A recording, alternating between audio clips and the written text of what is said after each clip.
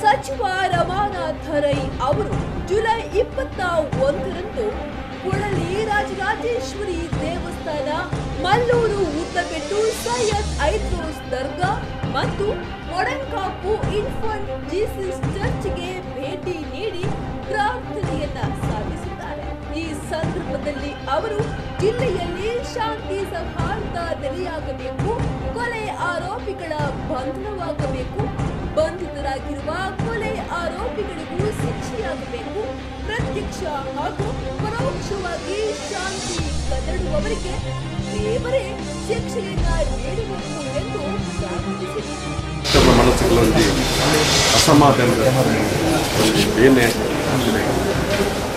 ಸುರೂಟು ಯಾನು ಅಪ್ಪೆಡ ಪ್ರಾರ್ಥನೆ ಮಾಡ್ತೀನಿ ಮಾತೆಲ್ಲ ಮನಸ್ಸಿನ ಪ್ರೀತಿ ಮಲ್ಪನಂತೆ ಮನಸ್ಸನ್ನು ಕೊಡುತ್ತೇವೆ, ದ್ವೇಷನ ಮಲ್ಪನಂತೆ ಮನಸ್ಸನ್ನು ಏರೆಗಳ ಕೊಡುತ್ತೆ ಸುರೂಟ ಪ್ರಾರ್ಥನೆ. ದೊಡ್ಡ ಪ್ರಾರ್ಥನೆಯನ್ನು ಎಂಚಿನವಂಡ ಇನ್ನು ಕೆಲವು ಸಣ್ಣ ಪುಟ್ಟ ಘರ್ಷಣೆ ಹಕ್ಕಿಲ್ಲ ಏನು ಭಾಗವಹಿಸಿದ್ದಾರೆ. ಪ್ರತ್ಯಕ್ಷವಾದ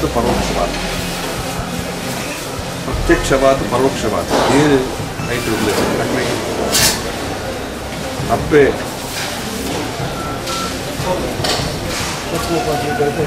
ತಪ್ಪು ಒಪ್ಪನ್ನು ಸ್ವೀಕಾರ ಮಾಡ್ತಾ ಇದ್ದೀನಿ ಸರಿಯಾಗಿ